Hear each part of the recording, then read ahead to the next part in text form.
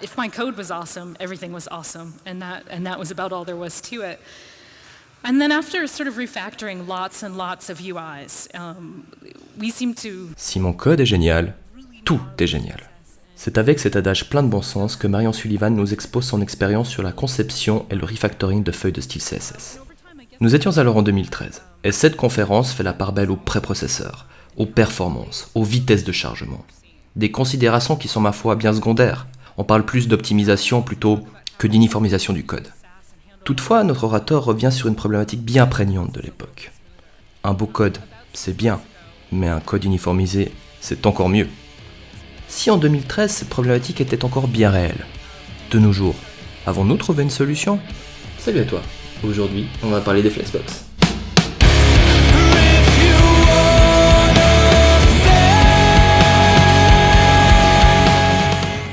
Mais avant tout, les Flexbox, qu'est-ce que c'est ? Eh bien, Flexbox est un module CSS qui est dédié à la création de layout, c'est-à-dire de mise en page. Quand on entend mise en page, il s'agit simplement d'aligner des blocs les uns à côté des autres dans une div principale. Autrement dit, la création de colonnes. Flexbox a développé un vocabulaire qui permet justement, de par le parent qui entoure tous les éléments qui se trouvent dedans, de les aligner de manière horizontale, mais également verticale. On va retrouver avec Flexbox un vocabulaire commun pour tous les développeurs afin de créer des layouts compréhensibles et cohérents. Si l'on prend par exemple les autres moyens que nous avions à disposition à l'époque, comme par exemple les floats, je vous ai fait un petit schéma qui ressemble à ceci. Vous pouvez constater que le container parent, qui s'appelle main, contient donc des divs qui se trouvent à l'intérieur qu'on veut aligner sur l'axe horizontal. Et bien sur chaque sous-élément, on va devoir ajouter un float left. Sur chaque sous-élément. Évidemment, on peut gérer ça à l'aide d'une classe. Ce qui est encore embêtant, c'est qu'on doit ajouter un clear boss à la fin de chaque ligne, ou parfois on va pouvoir retrouver également des float right. Et bien ça, c'était avant. Maintenant, on pourrait faire comme ceci. En ajoutant un display flex, automatiquement, tous les éléments se trouvant dedans vont pouvoir être manipulés par les propriétés flex. Comme par exemple, la disposition en colonne ou en ligne. Ou encore la capacité d'aligner de manière horizontale, au centre, à gauche, à droite, ou proportionnelle par rapport à l'espace disponible. Et encore verticalement, ce qui est quand même assez incroyable. Pourquoi pas s'y mettre maintenant ? Ok Bobby, ok les gars, on est parti pour la suite. Alors, on va faire un petit truc, donc là je vous montre un peu le produit fini. Donc on fait quelque chose d'assez simple, hein. D'accord ? Donc on a un header, avec un menu de navigation, on a une section d'introduction qui est sur ce fond choral, on va dire. Sur ce fond choral, vous voyez que elle prend toute la taille, la hauteur de l'écran, c'est incroyable, et c'est centré, d'accord ? Le but, ça va évidemment être de tout faire en Flexbox, d'accord, hein ? Après, on va avoir une section projet qui est illustrée avec les articles en bleu dedans, avec un peu de texte, rien de bien grave. Et enfin, on a une dernière section qui pourrait aussi être le footer du site, pourquoi pas. Mais enfin, une section avec des news et des coordonnées. D'accord, tout simple. Après, le but aussi, c'est de démontrer le côté extrêmement flexible de Flexbox, c'est incroyable. Hop, vous voyez ça, donc on passe sur 2 colonnes, sur une colonne, sur 3 colonnes, ça va tout seul. Petit exemple tout simple. On va pouvoir passer maintenant à la partie code. Ma partie préférée parce qu'on peut chanter quand on fait ça. Alors, j'ai 2 fichiers. À gauche, j'ai un fichier HTML, d'accord, avec un minimum de paramétrage, rien d'incroyable. Et sur la droite, j'ai ma feuille de style. Alors dans la feuille de style, j'ai aussi un petit paramétrage de base, rien de très important.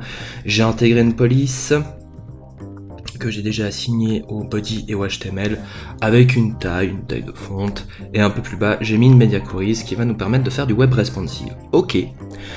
Alors commençons avec le HTML. Donc les bonnes pratiques.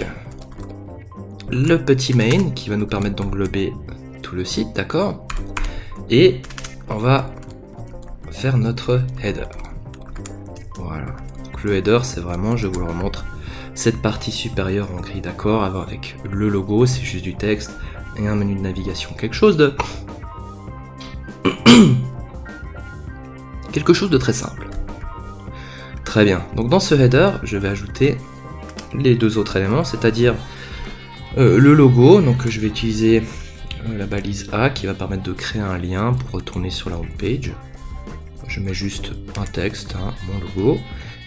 Et juste en dessous de ceci, je vais créer la balise qui va permettre de déclarer la navigation du site. Donc la balise nav, d'accord.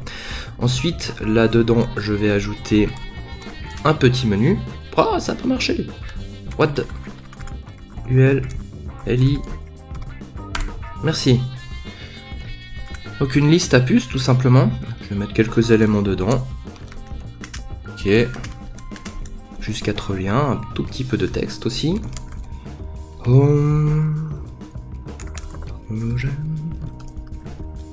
Contact. Et j'en sais rien. About. Voilà. Donc là on a notre header. On a bien la balise A avec le logo et on a la navigation. Vous noterez que le parent direct du logo et de la navigation, c'est directement la balise header. Alors voyons voir comment fonctionne ce fameux flex. Alors je vais ajouter un style sur le parent. Toujours le parent. Header. Et je vais donc lui assigner le fameux display flex. Wow, display. Je vais enregistrer ceci et je vais aller regarder ce que ça donne dans ma page. Vous pouvez voir que directement les deux éléments se sont positionnés l'un à côté de l'autre. Donc ça c'est vraiment l'effet de flex, c'est-à-dire que lorsque vous déclarez la propriété display flex, les éléments qui se trouvent dans le parent dans lequel se trouve le flex vont se positionner systématiquement l'un à côté de l'autre. De base, d'accord. Après, on a deux autres possibilités, c'est d'ajuster en fait un comportement d'alignement horizontal et vertical. C'est ce qu'on va faire tout de suite. Alors comment est-ce qu'on fait ça? Eh bien, display flex et ensuite justify content space between. Hop. Et vous avez vu ça? Directement, grâce à cette propriété space between, si j'ouvre, là j'ai laissé une console, hein, ça nous permet de voir un peu ce que ça donne. Justify content space between, si je mets center, vous voyez que directement les éléments sont au centre milieu de la page. Nous avons flex end, flex start, and start, and start. Dans notre cas, c'est justify between. On a encore une autre propriété, c'est align items, center. Avec ceci, oups, regardez-moi ça. Vous voyez, le logo est aligné sur l'axe vertical au menu. Et ça, c'est quand même vachement bien. On a 1000 façons de le faire, même avec des fautes, vous me direz. Oui, je peux mettre un line high sur mes éléments pour les positionner. Je peux mettre un padding haut en bas. Effectivement, plusieurs moyens. Là, un seul. Et ça marche. Peu importe la hauteur, même si elle est flexible, de votre header quelque part, vous êtes garanti. C'est goldé, ça marchera tout le temps, d'accord? C'est aussi simple que ça. Donc on a aligné déjà ces deux choses. Je vais rajouter quelques petites propriétés à ma boîte, comme une largeur de 100%.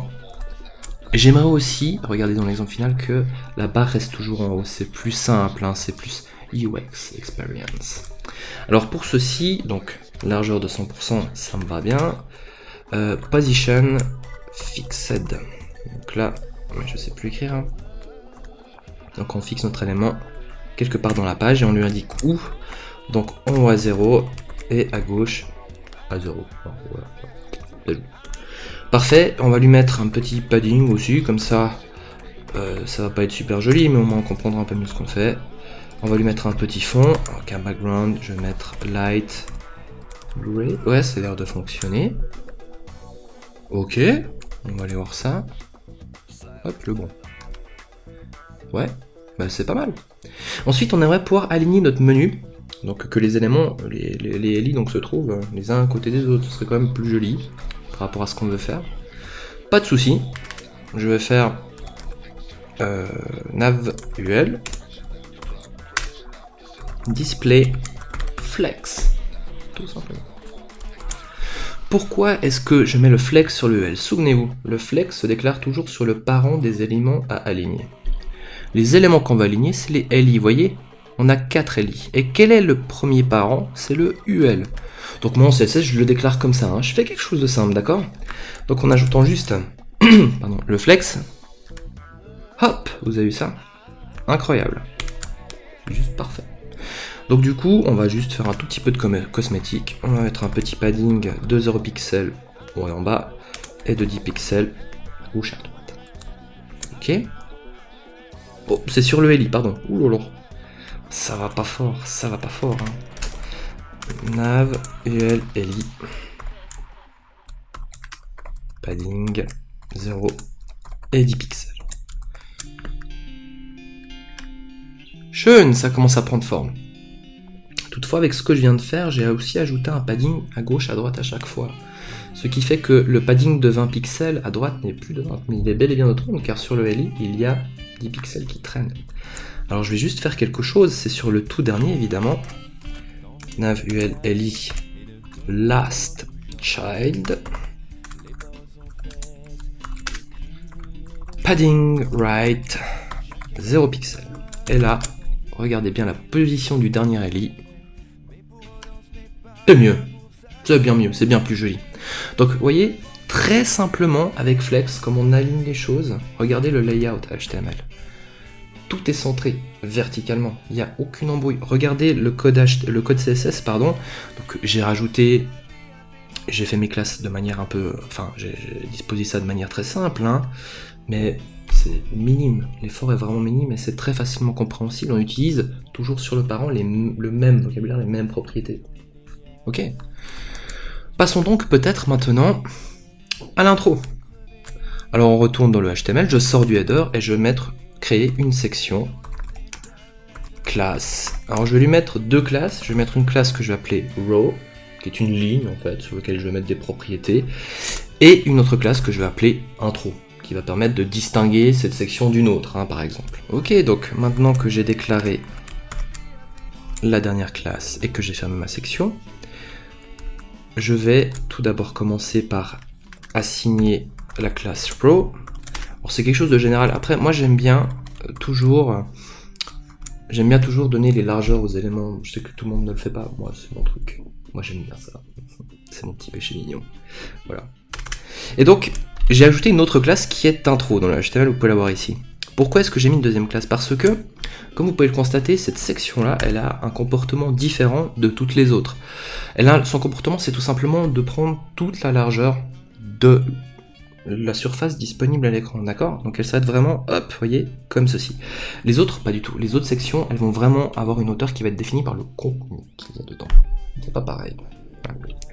Alors pour ceci, je dois m'assurer d'avoir des hauteurs à 100% sur chaque élément par rang. Alors, on va reprendre body HTML high with 100%. Après j'ai le main n'a pas. Alors je vais le rajouter, main with 100% et la hauteur à 100% aussi, formidable. Deuxième parent, header n'est pas un parent, et on arrive directement sur ma section. Donc la section row ne bouge pas. J'ajoute un commentaire juste histoire d'isoler mes sections afin d'avoir quelque chose de plus lisible, mais très simple. Donc la section intro, je vais lui donner déjà la cibler en CSS, largeur 100%, hauteur 100%, background light red, ça marche ça? On verra. Display flex, parce que ce qui se trouve dedans, je veux le disposer d'une certaine manière. Justify content, afin de déclarer l'alignement horizontal. Center. Et l'alignement vertical, donc align items. Center. Ok. Ok. Ah mais j'ai pas mis d'éléments. Je n'ai pas mis de contenu dans ma section. Pardon. Donc je vais ajouter un titre, mon titre de site, voilà, comme ceci. Là, ce que je viens de dire, c'est que sur cette section-là, intro, tout ce qui se trouve dedans va bénéficier du display flex, mais également être aligné de manière horizontale et verticale. sur le parent directement, d'accord? Pas de balise en plus pour faire des choses bizarres. Contrôlons donc notre rendu. Alors le light red n'a pas marché. Light red ça marche pas, mais est-ce qu'on a quelque chose d'autre? Light coral, magnifique. Alors je vais mettre du light coral. À part ça, vous pouvez constater que... Hey. Oh. Merci. Light coral. Oh, c'est beau. Comme ça. Ok. Background. Light red. J'ai tout écrit faux. Hein. Oh, on n'est pas à ça après. Et hop, je recheck. Regardez-moi ça. Incroyable. Mon intro a donc une largeur de 100%, une hauteur de 100%. Elle a un fond de couleur light coral. Le display flex permet d'aligner sur l'horizontale et sur la verticale. Si vous vouliez faire ça avec sans flex du tout, position absolue, ça peut marcher. Display table, table row, table cell. Beaucoup plus de balises, beaucoup plus d'HTML et de CSS. Voilà. Regardez ça, le bénéfice assez incroyable. 3 lignes de code qui vous font toujours le café, d'accord? Display flex, on aligne les éléments. Point barre. Justify content, alignement horizontal. Align items, vertical. C'est tout. Pour le moment en tout cas. Donc incroyable, on vient de réaliser cette section. En plus c'est très fashion, hein, c'est très beau. C'est très à la mode de faire des choses comme ça. Moi je vous encourage de le faire tout le temps, personnellement. Hein. Ah ouais, clairement. Bon. Passons donc à la suite. Alors la suite, donc on a réalisé cette première partie. Ouais, j'ai un peu zoomé. C'est les raccourcis PC, hein, ça c'est terrible. Donc la prochaine section, c'est la section des projets, c'est la section on voit les items en bleu, donc une section avec des articles et un petit peu de contenu dedans. C'est parti. Ok, prochaine section. Donc section classe égale row, comme avant, ça me permet d'économiser quelques lignes de CSS, peut-être une idée de valeur par défaut. Hein. Et je vais l'appeler projet. N'oublions pas de refermer la section. Et dans cette section, on va ajouter quelques items. Dans l'exemple, on avait peut-être 6 items, il me semble. Donc dans une section, comme tout le monde le sait, on va mettre des articles. Et dans ces articles, je vais mettre peut-être un titre H2, comme ceci. Mon projet. Et un petit paragraphe. Description du projet, j'ai envie de vous dire. Description du projet. Génial. Donc là, ça me fait un item, je vais le dupliquer, cet item-là. 2, 3, 4, 5, 6. Bim. Allons voir. Hop. Ils sont là. Donc par défaut, le comportement HTML, c'est de mettre les boîtes, que ce soit des divs, des articles, des sections, ou après n'importe quoi, les uns sous les autres. D'accord? Voilà. Nous, on va faire du flex. Donc, on va y aller directement. Que je vais poursuivre. Nouveau commentaire dans la CSS. Section projet. Point projet. Voilà. Alors la base c'est... Bah, pour moi j'aime bien... Ah non, j'ai pas besoin. J'ai pas besoin. J'ai déjà donné la largeur dans la row. C'est pas grave. Alors, display. Flex. Justify content space between. Voyons ce que ça donne. Hop, vous avez vu ça? Alors là c'est vraiment réglage brut de décrochage, alors ils sont tous en bas, mais rien qu'en mettant notre display flex et notre justify content space between. Space between c'est vraiment occuper proportionnellement la largeur disponible. Donc c'est vraiment un calcul qui se fait dynamiquement, hein. C'est pas à vous de donner... Là vous ne donnez pas de largeur, ça le fait tout seul, d'accord? Et si vous donnez une largeur, il va détecter quels sont les petits bouts qui restent et il va le disposer dynamiquement ensemble. Ce qui est extrêmement pratique, ça évite notamment de mettre des margins à gauche à droite. Ce qui est quand même assez sympathique. Alors on va leur donner un peu d'apparence à notre... déjà notre section projet. Je vais lui mettre un padding aussi pour avoir un peu d'espace. De 20 pixels, donc 20 pixels dans tous les côtés. Hein. Voilà. Et je vais cibler les articles qui se trouvent dans la section des projets. Donc projet, articles. Et ces projets, on en avait combien par ligne? 3. Alors, on va leur donner une largeur. Donc si on veut 3 items par ligne, il nous faut il nous faut une largeur de 33%. Hein. Donc moi je vais mettre un peu moins pour qu'il y ait un espace entre chacun, grâce au display, au Justify Content Space Between. Donc je vais peut-être mettre 32%. Théoriquement, on devrait avoir 3 items par ligne. Contrôlons ça. Pas du tout. Comment ça se fait-il? Eh bien parce qu'il y a une propriété supplémentaire qui est très intéressante. C'est que lorsque vous donnez ce comportement de Justify Content Space Between, il va automatiquement disposer tous les éléments les uns à côté des autres. D'accord? Peu importe la largeur que vous donnez à chaque élément. Ce que vous devez rajouter pour que ça fasse le café, c'est que dans le parent, c'est toujours dans le parent, rajouter une propriété qui s'appelle Flex Wrap. Cette ligne-là, elle va permettre justement de faire passer à la ligne automatiquement les éléments lorsqu'il n'y a plus de place. Et hop! Voilà. C'est quand même pas mal. Hein. C'est quand même pas mal. Flex wrap. Et donc on voit qu'on a bien nos 2 lignes de 6 éléments. Pas de float left, pas de clear boss, pas de balaisage en plus, hein, pas de div ou d'article en plus qui ne servent à rien. On est vraiment dans quelque chose de très clean. Ok? Hyper clean.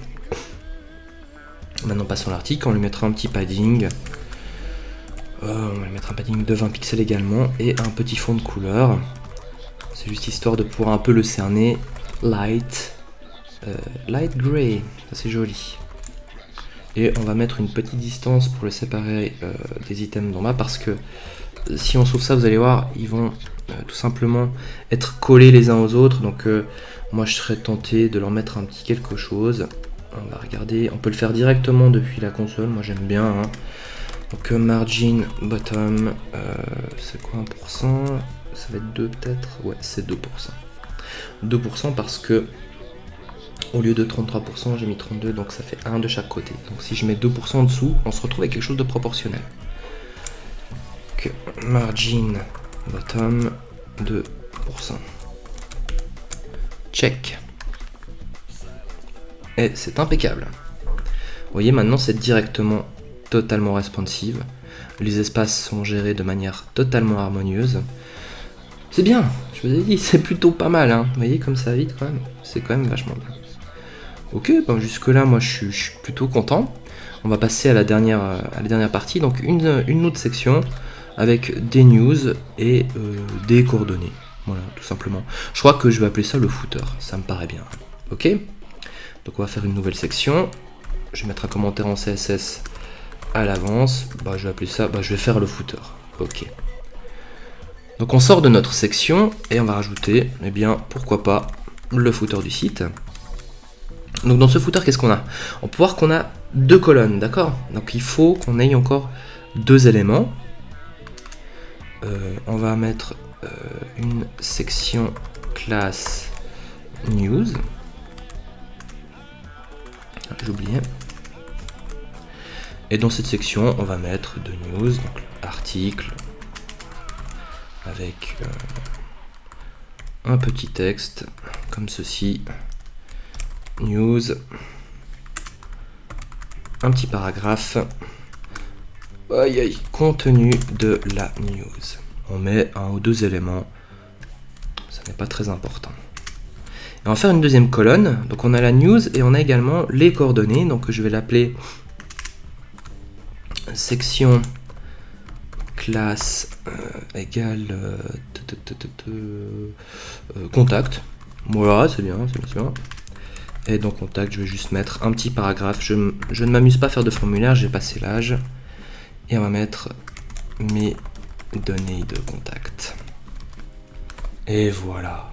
J'ai oublié une chose sur mon footer. Oh, même pas. Non, tout bien. Donc on a un footer avec 2 éléments dedans, des news et des contacts. Donc dans notre footer, on va déjà cibler notre élément footer avec une largeur de 100%. Moi j'aime bien, tout le monde le sait. Donc notre footer, c'est directement le parent des 2 éléments à aligner. On va faire 2 colonnes, d'accord? Donc là, c'est très simple. Comme d'habitude, dès qu'on va aligner quelque chose, display flex.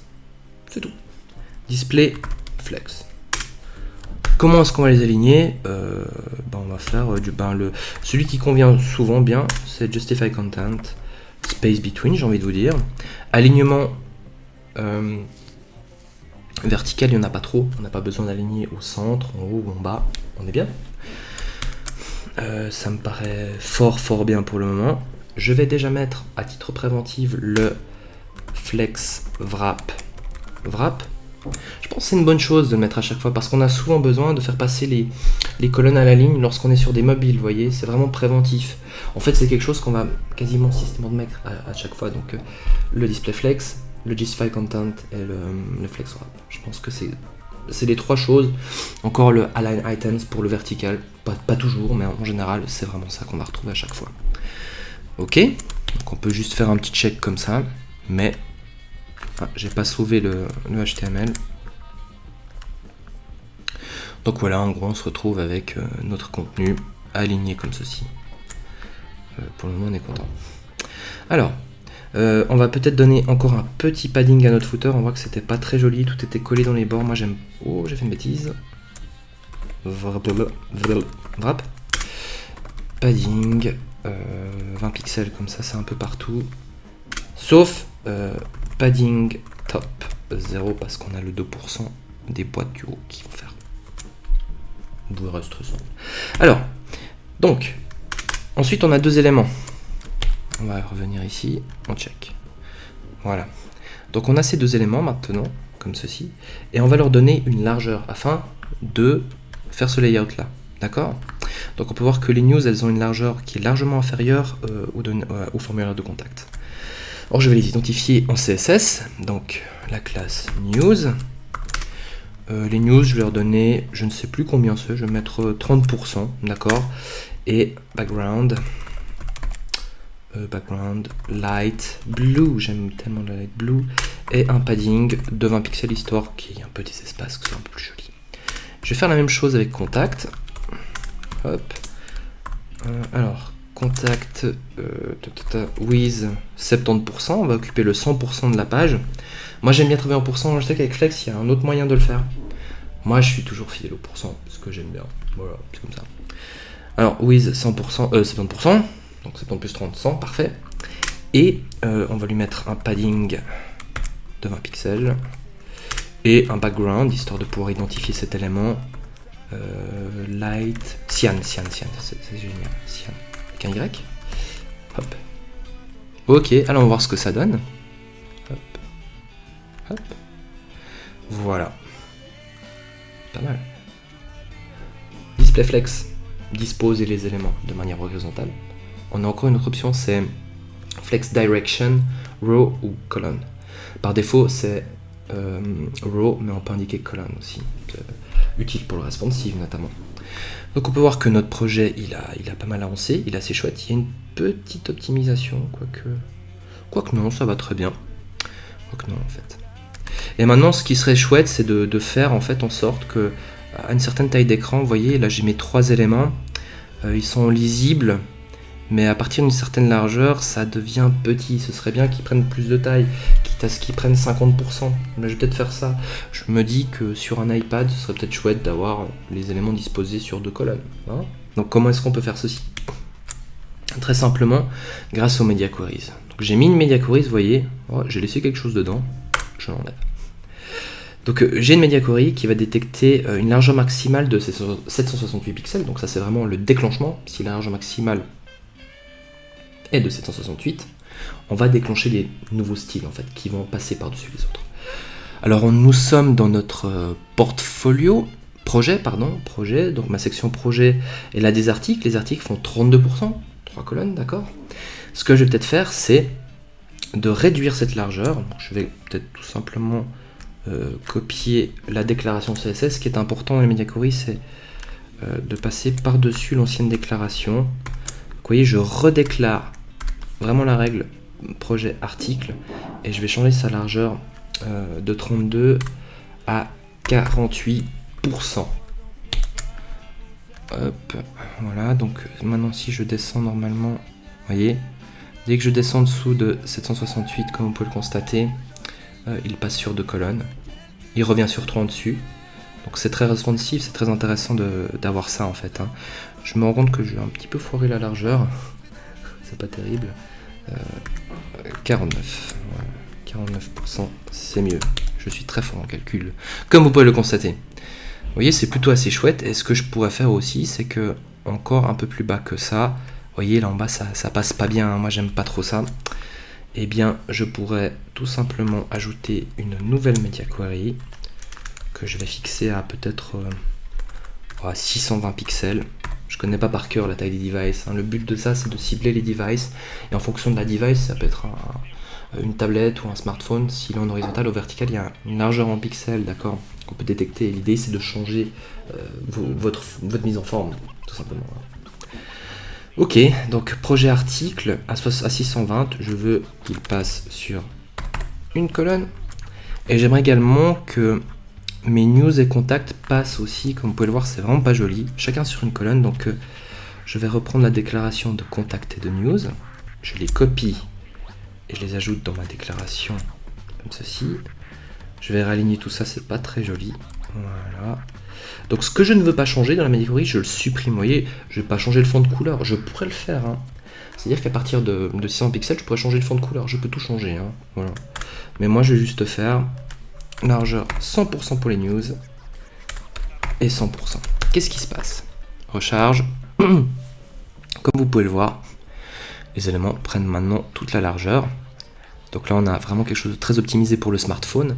Quand je remonte, hop, en tablette, on fait ça. Et hop, en desktop, on fait ça. Ok, bah, je crois que c'est tout pour le tuto. La suite de tout ça, en fait, c'est très simple. C'est que on va continuer. Vous avez vu, là, on a fait vraiment quelque chose de très facile. Une CSS vraiment posée, un peu comme ça, simplement. Donc ce qu'on va faire, c'est vraiment travailler avec SAS et Flexbox afin de créer un système dynamique, notamment avec les mixins. Vous allez voir que c'est divin. C'est juste divin.